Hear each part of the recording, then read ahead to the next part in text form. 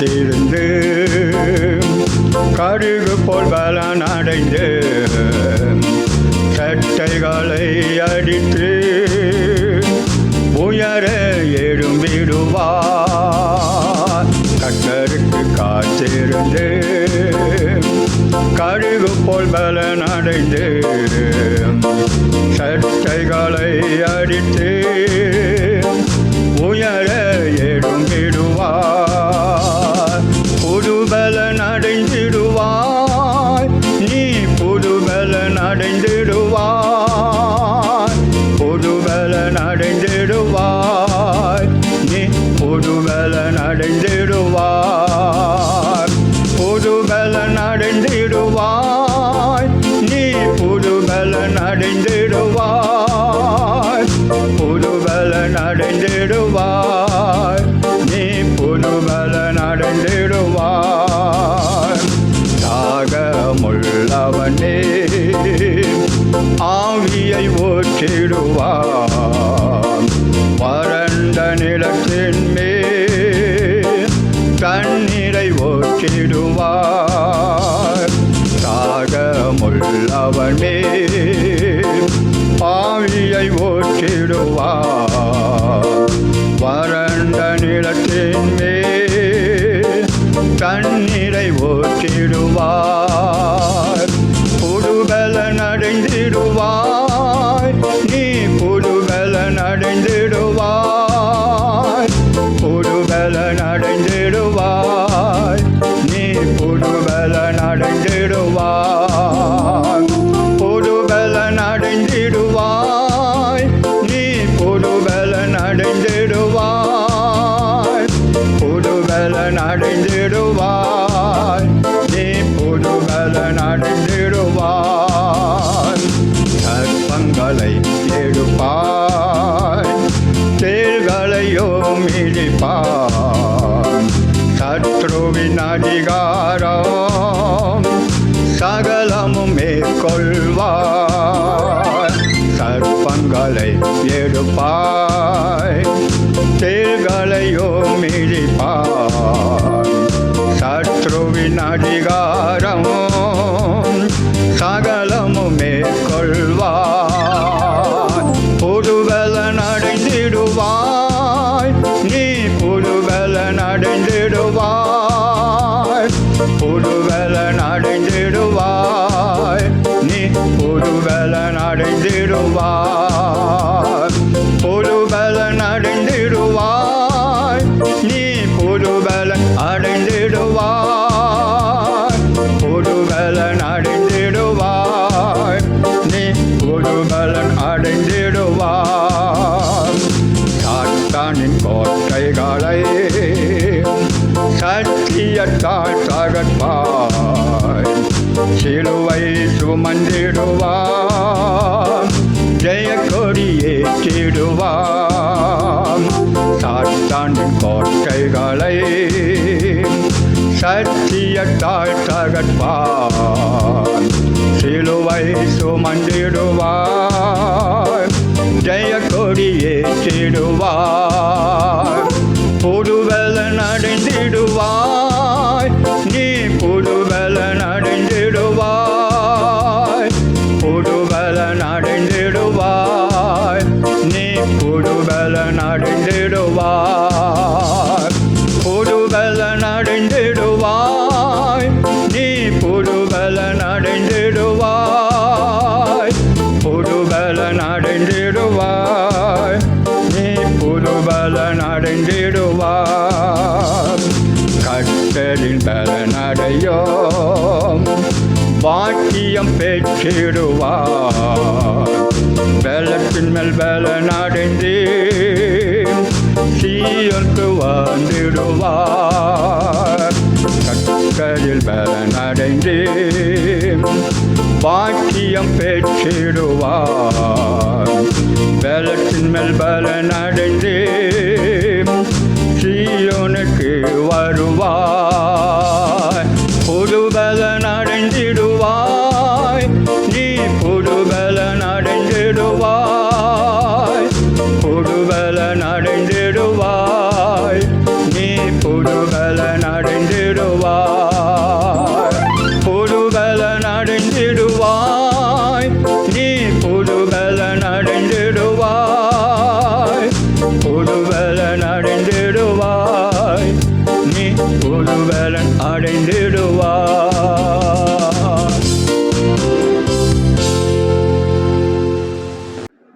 பிரைஸ்தலால். ஆண்டவரும் இரட்சகருமாகிய இயேசு கிறிஸ்துவின் இனிய நாமத்தினாலே சார்வன் ஜெப ஊழியங்கள் மூலமாய் உங்களை யாவரையும் வாழ்த்தி வரவேற்கிறேன். இந்த 9 மாதங்களுக்கு கர்த்தர் நம்மளை அற்புதமாய் ஆச்சரியமாய் நடத்தி வந்திருக்கிறார். 10வது மாதத்தை காண செய்த தேவனுக்கு நன்றிகளை ஏறெடுக்கிறேன். இவ்வளோ நேரம் தேவனை துதிச்சோம், மகிமைப்படுத்தினோம். இப்பொழுதும் இந்த 10வது மாதத்தில் கர்த்தர் நமக்கு கொடுக்குற வாக்குத்தத்த வசனத்தை நம்ம வாசித்து தியானிப்போம். இந்த மாதத்துக்கென்று கர்த்தர் நமக்கு கொடுக்குற வாக்குத்தத்த வசனம் ஏசாயா தீர்க்கதரிசன புஸ்தகம் 40வது அதிகாரம் 31வது வசனம். கர்த்தருக்கு காத்திருக்கிறவர்களோ புது பலன் அடைந்து கழுகுகளைப் போல செட்டைகளை அடித்து எழும்புவார்கள். அவர்கள் ஓடினாலும் இளைப்படையார்கள், நடந்தாலும் சோர்ந்து போகார்கள்.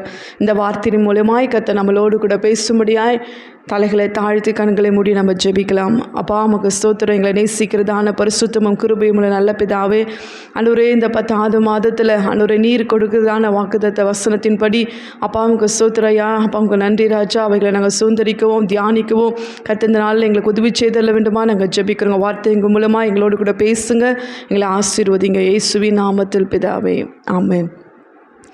இந்த 10வது மாதத்தில் கர்த்தர் கொடுக்குற வாக்குத்தத்த வசனம் ஏசாயா 40வது அதிகாரம் 31வது வசனம். திரும்பவும் நம்ம வாசிக்கலாம். கர்த்தருக்கு காத்திருக்கிறவர்களோ புது பலன் அடைந்து கழுகுகளைப் போல செட்டைகளை அடித்து எழும்புவார்கள். அவர்கள் ஓடினாலும் இளைப்படையார்கள், நடந்தாலும் சோர்ந்து போகார்கள். ஆமென், ஹல்லேலூயா. இங்கே நம்ம பார்க்குறோம், கர்த்தருக்கு காத்திருக்கிறவர்களோ புது பலன் அடைவார்கள். யாருன்னா கர்த்தருக்கு காத்திருக்கிறவர்கள் தான் என்ன பண்ண முடியும்னா புது பலன் அடைய முடியும் அப்படின்னு சொல்லி நம்ம வேதத்தில் வாசிக்கிறோம்.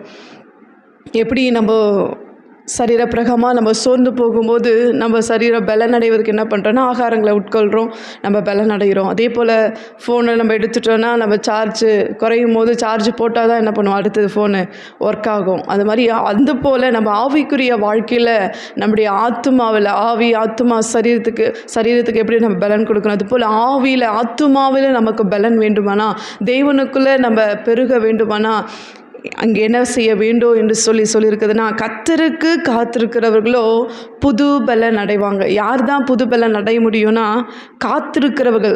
கர்த்தருக்கு காத்திருக்கிறவர்கள் தான் என்ன பண்ண முடியும், புது பலனை பெற்றுக்கொள்ள முடியும்னு சொல்லி நம்ம வாசிக்கிறோம். இன்றைக்கி எவ்வளோ காரியத்துக்காக என்ன பண்ண, உலக பிரகாரமான காரியங்களுக்கு நிறைய காரியங்களுக்கு நம்ம என்ன பண்ணுறோம், காத்திருக்கிறோம், நேரங்களை செலவிடுறோம். ஆனால் கர்த்தருடைய சமூகத்தில் போய் நம்ம காத்திருக்கிற ஒரு நிமிடமாகிலும் அது என்ன ஆகாது, வீண் போகாது. கர்த்தருக்காக சொல்கிறோம், உம்மோடு செலவிடும் ஒவ்வொரு நிமிடமும் எனக்கு வீணாக போகாதையான்னு சொல்லி நம்ம பாடுறோம். அது ஒவ்வொரு நிமிடமும் என்ன பண்ணோன்னா தேவ சமூகத்தில் காத்திருக்கிற நிமிடங்கள் ஒவ்வொன்றும் அதை நம்ம பலவானாய் மாற்றக்கூடியதாய் அந்த நேரங்கள் நமக்கு காணப்படுகிறது. அதுதான் இங்கே சொல்கிறாரு, கர்த்தருக்கு காத்திருக்கிறவங்களும் என்ன பண்ணுவாங்கன்னா புது பலன் அடைவாங்க அப்படின்னு சொல்லி. அப்போ ஒவ்வொரு நாளும் தேவ சமூகத்தில் போய் நம்ம காத்திருக்கும் போது ஆண்டவர் என்ன பண்ணுவார், ஒவ்வொரு நாளுக்கு வேண்டியதான அந்த புதிய பலனை ஆண்டவர் நமக்கு கொடுக்கிற தேவனாக இருக்கிறார். ஆமென், ஹல்லேலூயா. நம்ம பலனை பெற்றுக்கொள்வதற்கு என்ன பண்ணோம், தேவ சமூகத்தில் காத்திருந்தால் தான் நம்ம ஆவியில் ஆத்துமாவில் பலனை நம்ம பெற்றுக்கொள்ள முடியும். அதே சமயம் நம்ம சோர்ந்து போகிற நேரத்திலும் நம்மளை பலனை புதுப்பிச்சுக்கொள்ளணும் எங்கே தான் போனோன்னா தேவ சமூகத்தில் நம்ம காத்திருக்கும் போது தான் அந்த பலனை திரும்ப நம்ம புதுப்பிச்சு கொண்டு நம்ம எழும்ப முடியும். அதுதான் அடுத்த பகுதியில் நம்ம வாசிக்கிறோம். கழுகுகளைப் போல செட்டைகள் அடித்து எழும்புவார்கள். அவர்கள் ஓடினாலும் இளைப்படையார்கள், நடந்தாலும் சோர்ந்து போகார்கள்னு சொல்லியிருக்காங்க. அப்போது இங்கே உதாரணமாக சொல்லியிருக்காங்க பாருங்க, கர்த்தருக்கு காத்திருக்கிற புது பலன் அடைவாங்க. அதோடு நிறுத்தல, கழுகுகளை போல செட்டைகள் எடுத்து என்ன பண்ணுவாங்களாம், எழும்புவாங்க. ஏன் இங்கே கழுகை குறித்து சொல்லியிருக்கிறதுனா, கழுகை குறித்து நம்ம அநேக கேள்விப்பட்டிருக்கிறோம், நம்ம படித்திருக்கிறோம். கழுகு எல்லா பறவைகளை காட்டிலும் மிகவும் உயரமாய் பறக்கக்கூடியதான ஒரு பறவை. சுமார் 10,000 அடி மேலே அது பறக்கக்கூடிய என்று சொல்லி நம்ம பார்க்குறோம். அது 5 கிலோமீட்டருக்கு தூரத்துள்ள இறையை கூட என்ன பண்ணுமா, முன்னாடியே பார்க்கக்கூடிய திறன் கொண்டது, பார்வை திறன் கொண்டதுன்னு சொல்கிறாங்க. எல்லா பறவைகளை காட்டிலும் உயர பறக்கக்கூடியது பறவை ஒன்றுன்னு சொன்னோன்னா அது கழுகு தான். மேகங்களுக்கு மேலே என்ன பண்ணுமா, பறந்து செல்லும் அப்படின்னு சொல்லி நம்ம பார்க்குறோம். அப்போது கழுகை போல் ஒரு பலனை நம்ம பெற்றுக்கொள்ளணும்னா கர்த்தருடைய சமூகத்தில் நம்ம காத்திருந்தா மட்டும்தான் அப்படிப்பட்ட ஒரு பலனை நான் என்ன பண்ணுவேன் உங்களுக்கு கொடுப்பேன்னு சொல்லி சொல்கிறார். எப்படி? கழுகு போல, எல்லா பறவைகளை காட்டிலும் மிகவும் உயரமாய் பறக்கக்கூடிய பறவை கழுகு. அதுபோல் என் சமூகத்தில் காத்திருக்கிற உங்களை நான் என்ன பண்ணுவேன்னா அப்படிப்பட்டதான ஒரு பலத்தை நான் என்ன பண்ணுவேன், உங்களுக்கு ஒரு பலன் இருந்தால் தான் என்ன பண்ண முடியும், பறக்க முடியும். அந்த பலனை நான் என்ன பண்ணுவேன், தருவேன்னு சொல்லி ஆண்டவர் சொல்கிறார். கழுகு சுமார் 38-40 ஆண்டுகள் உயிர் வாழக்கூடியதுன்னு சொல்லி நம்ம பார்க்குறோம். அந்த நாட்கள் பலன் குறுகி போகிற நாட்களில் கழுகு என்ன பண்ணுமானா ஒரு மலை உச்சியில் போய் அமர்ந்து தன் இறகுகள் எல்லாம் பிடுங்கி போட்டு ஃபுல்லாக மொட்டையாகி அதுக்கப்புறம் திரும்ப என்ன பண்ணோன்னா அது முடி முளைக்க ஆரம்பிக்குமா. அது முளைக்க ஆரம்பித்தோன்னா திரும்ப அதுக்குள்ளே என்ன ஆகிருமானா பலன் வந்துடுமா. திரும்ப அது சில ஆண்டுகள் அது உயிர் வாழும்னு சொல்லி நம்ம பார்க்குறோம். அதுபோல தான் நம்முடைய வாழ்க்கையிலும் தேவ சமூகத்தில் எப்பெல்லாம் நம்ம போய் காத்திருக்கிறோமோ அப்போல்லாம் ஆண்டவர் நம்முடைய புது பலத்தால் நம்மளை நிரப்ப அவர் வல்லமுடைய தேவனாக இருக்கிறார். ஆமேன், ஹல்லேலூயா. இந்த நாட்களில் அநேக காரியத்திலும் நம்ம சொந்து போயிருக்கலாம். நாட்களில் அது நிமித்தம் நம்ம பல காரியங்கள் நிமித்தம் நம்ம முடங்கி இருக்கலாம். அந்த நாட்களில் அந்த நேரத்தில் எல்லாம் தேவ சமூகத்தில் போய் நம்ம காத்திருக்கோம். வேறு எங்கே போனாலும் நமக்கு என்ன பண்ணாது, பலன் கிடைக்காது. ஆனால் தேவ சமூகத்தில் போய் நம்மளை தாழ்த்தி, ஆண்டவரே நீர் எங்களை பலப்படுத்துங்க, ஆவியில் எங்களை பலப்படுத்துங்க ஆண்டவரே என்று சொல்லி, ஆத்துமாவில் எங்களை பலன்படுத்துங்க என்று சொல்லி தேவ சமூகத்தில் நம்ம காத்திருக்கும் போது உண்மையாகவே அவர் ஒவ்வொரு நாளும் புதிய பலத்தால் நம்மளை இடை கட்டுகிற தேவனாக தான் சொல்கிறாரு. நான் உங்களை பலத்தால் இடை கட்டுவேன்னு சொல்கிறாரு. தாவீது சொல்ல, என் பலனாகிய கர்த்தாவே அப்படின்னு சொல்லி சங்கீதம் 18:1 வாசிக்கிறோம். தாவீது சொல்றார், எங்க பலன் நீங்க தான் ஆண்டவரேன்னு சொல்லி தேவ சமூகத்தில் போய் ஆண்டவரே எங்களுக்கு பலன் தாங்க அப்படின்னு நம்ம காத்திருக்கும் போது ஆண்டவர் எப்படி தராரா, புது பலன். நேற்று கொடுத்த பலன் அல்ல, ஒவ்வொரு நாளும் தேவ சமூகத்தில் நம்ம போய் காத்திருப்போம்னா ஒவ்வொரு நாளும் புதிய பலனை கத்த தந்து எப்படி பறக்க செய்கிறார்னா கழுகுகளை போல நம்மளை பறக்க செய்கிறார். அந்த பலத்தோடு நம்ம ஒவ்வொரு நாளும் நம்ம கடந்து போவோமானா நம்ம ஓடினாலும் என்ன பண்ண மாட்டோம், இலைப்படைய மாட்டோம். நடந்தாலும் என்ன பண்ண மாட்டோம்னா சோர்ந்து போக மாட்டோம். அப்படிப்பட்ட பலனை ஆண்டவர் நமக்கு தருகிற தேவனாக இருக்க. எப்போனா தேவ சமூகத்தில் காத்திருக்கும் போது மட்டும்தான் அந்த பலனை நம்ம என்ன பண்ண முடியும்னா பெற்றுக்கொள்ள முடியும் அப்படின்னு சொல்லி நம்ம வேதத்தில் வாசிக்கிறோம். அப்போது தேவ சமூகத்தில் நம்ம காத்திருக்கிறதுனால என்ன ஆசீர்வாதங்கள் எல்லாம் நம்ம பெற்றுக்கொள்ள முடியும்னு சொல்லி சில வசனங்களை நம்ம வாசித்தோம்னா சங்கீதம் 27:14 நம்ம வாசிக்கிறோம். சங்கீதம் 27:14 கர்த்தருக்கு காத்திரு, அவர் உன் இருதயத்தை என்ன பண்ணுவார்னா ஸ்திரப்படுத்துவார் அப்படின்னு சொல்லி நம்ம வேதத்தில் வாசிக்கிறோம். அப்போ நம்ம எப்போல்லாம் சோர்ந்து போகிறோமோ அப்போல்லாம் தேவ சமூகத்தில் நம்ம போய் காத்திருக்கும் போது அவர் என்ன பண்ணுறார், நம்ம இருதயத்தை முதலாவது நம்மளை ஸ்திரப்படுத்துகிற தேவனாய் அவர் காணப்படுறான்னு சொல்லி நம்ம வேதத்தில் வாசிக்கிறோம். அப்போ காத்திருக்கும் போது மட்டும்தான் நம்ம இருதயம் என்ன பண்ணும், ஸ்திரப்படும். தேவனுக்குள்ள பலப்படைய முடியும், பலனடைய முடியும், ஸ்திரப்பட முடியும்னு சொல்லி நம்ம வேதத்தில் வாசிக்கிறோம். அடுத்ததாக ஏசாயா 49:23 நம்ம வாசிக்கிறோம், எனக்கு காத்திருக்கிறவர்கள் வெட்கப்படுவதில்லை என்பதை அப்பொழுது அறிந்து கொள்வாய் அப்படின்னு சொல்லி அந்த இடத்துல நம்ம வாசிக்கிறோம். அப்போது யாரெல்லாம் கர்த்தருக்கு காத்திருக்காங்களோ அவங்க என்ன பண்ண மாட்டாங்க, ஒரு நாளும் வெட்கப்பட்டு போகவே மாட்டாங்க. மற்ற காரியங்களுக்கு நம்ம காத்திருக்கலாம், மற்ற காரியங்களுக்கு நம்ம காத்திருந்து ஏமாந்து போகலாம், ஏமாந்த நாட்கள் இருக்கலாம். ஆனால் கர்த்தருக்கு நம்ம காத்திருந்தோன்னா ஒரு நாளும் ஆண்டவர் நம்மளை வெட்கமடைவதற்கு விடவே மாட்டார். ஏன்னா அவருடைய சமூகத்தில் நம்ம காத்திருக்கிறோம், அவருடைய முகத்தை நோக்கி நம்ம பார்த்திருந்து நம்ம காத்திருப்பதனால ஆண்டவர் அந்த காத்திருந்த நாட்களுக்கு தக்க பலனை நமக்கு தருகிற தேவனாக இருக்க. ஒரு நாளும் நம்மளை வெட்கப்படுவதற்கு விடவே மாட்டார். ஆமென், ஹல்லேலூயா. எத்தனை பேர் விசுவாசிக்கிறீங்க? கர்த்தருக்கு காத்திருந்தவனா நிச்சயமாக ஆண்டவர் ஒரு நாளும் நம்மளை வெட்கத்துக்கு உட்பட பண்ண மாட்டார். அடுத்தது சங்கீதம் 37:9 நம்ம வாசிச்சோன்னா கர்த்தருக்கு காத்திருக்கிறவங்க பூமியை என்ன பண்ணுவாங்களாம், சுதந்திரத்துக்குள்ள. அப்படிப்பட்ட ஆசீர்வாதத்தை கர்த்தர் நமக்கு தருகிற. யாருக்கு தராருன்னா கர்த்தருக்கு காத்திருக்கிறவங்க பூமியே என்ன பண்ணுவாங்களாம், சுதந்திரத்துக் கொள்வார்கள். அப்படிப்பட்ட ஆசீர்வாதங்களால் ஆண்டவர் நம்மளை நிரப்ப வல்லவராக இருக்காருன்னு சொல்லி நம்ம வேதத்தில் வாசிக்கிறோம். அப்புறம் நீதிமொழிகள் 20:22 வாசிக்கிறோம், கர்த்தருக்கு காத்திரு, அவர் உன்னை என்ன பண்ணுவார்னா ரட்சிப்பார்.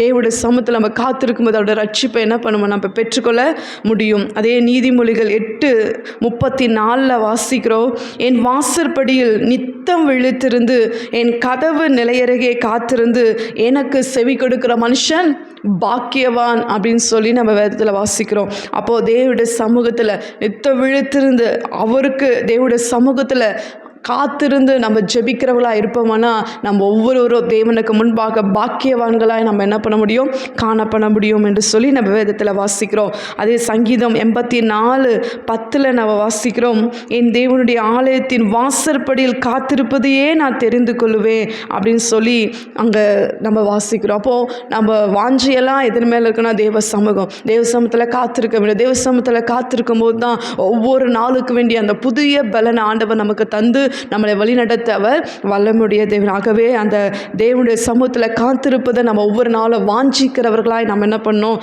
காணப்படணும்னு சொல்லி நம்ம பார்க்கிறோம். கடைசியாக ஏசாயா 64:4 விதமாக நம்ம வாசிக்கிறோம், தேவனே உமக்கு காத்திருக்கிறவர்களுக்கு நீ செய்பவர்களை நீரே அல்லாமல் உலக தோற்றம் முதற்கொண்டு ஒருவரும் கேட்டதும் இல்லை, செவியால் உணர்ந்ததும் இல்லை, அவைகளை கண்டதும் இல்லை அப்படின்னு சொல்லி நம்ம வாசிக்கிறோம். யாருக்கு அப்படின்னா, தேவனே உமக்கு காத்திருக்கிறவர்களுக்கு நீங்கள் செய்பவைகளை உண்மையே நீரே அல்லாமல் உலக தோற்றம் முதற்கொண்டு ஒருவரும் என்ன பண்ணலையா, கேட்டதில்லை, செவியால் உணர்ந்ததும் இல்லை, அவைகளை கண்டதும் இல்லை. அப்படிப்பட்ட காரியத்தை ஆசீர்வாதங்களை யாருக்கு வச்சிருக்காருன்னா, தேவனுடைய காத்திருக்கிற பிள்ளைகளுக்கு ஆண்டவர் இந்த ஆசீர்வாதங்களை வச்சிருக்கிறார். தேவ சமூகத்தில் காத்திருக்கிற பிள்ளைகளுக்கு வச்சிருக்கிறத என்ன பண்ணலாம், ஒருவரும் இது வரைக்கும் கேட்டதும் இல்லை, உணர்ந்ததும் இல்லை, அதை பார்த்ததும் இல்லை. அப்படிப்பட்டதான மேலான ஆசீர்வாதங்களை தேவனுக்கு காத்திருக்கிற பிள்ளைகளுக்கு, எனக்காக உங்களுக்காக காத்திருக்கிற ஒவ்வொரு பிள்ளைகளுக்காக ஆண்டவர் என்ன பண்ணியிருக்காருன்னா வச்சிருக்காரு. ஆண்டவர் சமூகத்தில் செலவிடுகிற ஒரு நேரம் கூட நமக்கு என்ன பண்ணாது, வீணாக போகாது என்று சொல்லி நம்ம வேதத்தில் வாசிக்கிறோம். புலம்பல் 3:25 வாசிக்கிறோம், கர்த்தருக்கு காத்திருக்கிறவர்களுக்கும் அவரை தேடுகிற ஆத்துமாக்களுக்கும் கர்த்தர் எப்படிப்பட்டவராக இருக்காருன்னா அவர் நல்லவராக இருக்கிறார்னு சொல்லி நம்ம வேதத்தில் நம்ம வாசிக்கிறோம். ஆகவே கர்த்தருக்கு காத்திருக்கிற நேரங்களாக ஒரு நாளாகிலும் அது வீணாக போவதே இல்லை. இவ்வளோ நாட்கள் நான் காத்திருந்த பதிலே இல்லை, இவ்வளோ நாட்கள் நான் காத்திருந்தேன் அப்படின்னு சொல்லி நீங்கள் சோர்ந்து போகாதபடிக்கு தேவ சமூகத்தில் பொறுமையோடு கூட தேவ சமூகத்தில் நம்ம காத்திருக்கும் போது ஒவ்வொரு நாளுக்கு வேண்டிய புதிய பலனை கர்த்தர் நமக்கு தந்து, கர்த்தர் கழுகுகளை போல எப்படி ஒரு கழுகு பலனடைந்து உயர பறக்குமோ அந்த உன்னத ஆசீர்வாதங்களால் உன்னத அனுபவத்துக்கு நேராக உன்னத அந்த பலனை கர்த்தர் தந்து ஒவ்வொரு நாளும் தேவனுக்குள்ள நம்ம மகிழ்ந்து களி கூறுவோம். தேவனுக்குள்ளாக நம்ம பலன் அடைந்து நாளுக்கு நாள் புது பலன் அடைந்து நம்ம தேவனுக்கு நேராய் நம்ம பலனடையத்தக்கதாக கர்த்தர் நம்மளை நிரப்ப வல்லமுடைய தேவனாக இருக்க. ஆகவே ஒவ்வொரு நாளும் நம்ம சோர்ந்து போகிறோமா, உடனே என்ன பண்ணோம், தேவ சமூகத்தில் போய் நம்ம காத்திருக்கணும். முடங்கி போகாதபடிக்கு ஆண்டவரே இந்த நேரத்தில் கர்த்தர் எங்களை பலப்படுத்துங்க. ஆண்டவரே நீங்கள் சோர்ந்து போய் எனக்கு பலன் கொடுப்பேன்னு சொன்னீங்க. ஆண்டவரே நீர் எங்களை பலப்படுத்துங்க, ஆவியானவரே எங்களை குதிவை செய்யுங்கன்னு சொல்லி தேவ சமூகத்தில் நம்ம காத்திருக்கும் போது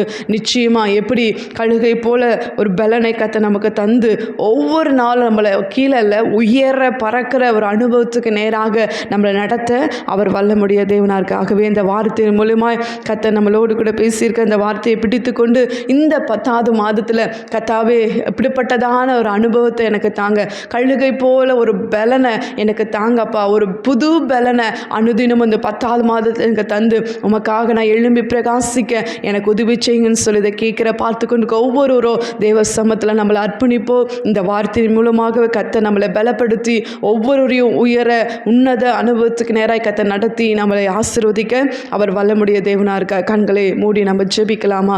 ஆவியானவரே நாங்கள் உம்மை ஸ்தோத்திரிக்கிறோம் அப்பா, உமக்கு நன்றி ராஜா.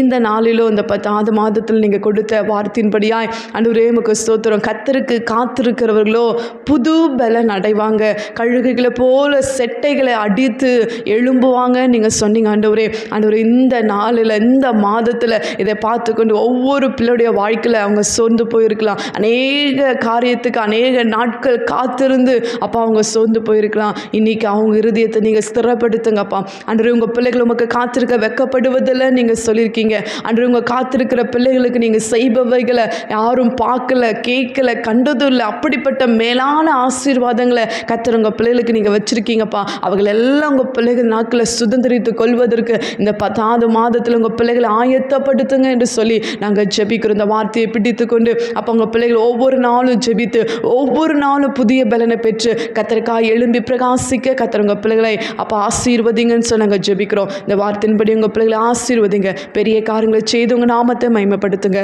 இயேசுவின் நாமத்தில் ஜெபிக்கிறோம் எங்கள் ஜீவனுள்ள நல்ல பரலோக பிதாவே, ஆமேன் ஆமேன். நாத்துமாவே கர்த்தரை ஸ்தோத்திரி. ஸ்தோத்திரி. என் முழுலமே பரிசுத்த நாமத்தை ஸ்தோத்திரி. என் ஆத்துமாவே கர்த்தரை ஸ்தோத்திரி. அவர் செய்த சகல உபகாரங்களையும் மறவாதே. ஆமென். ஆமென்.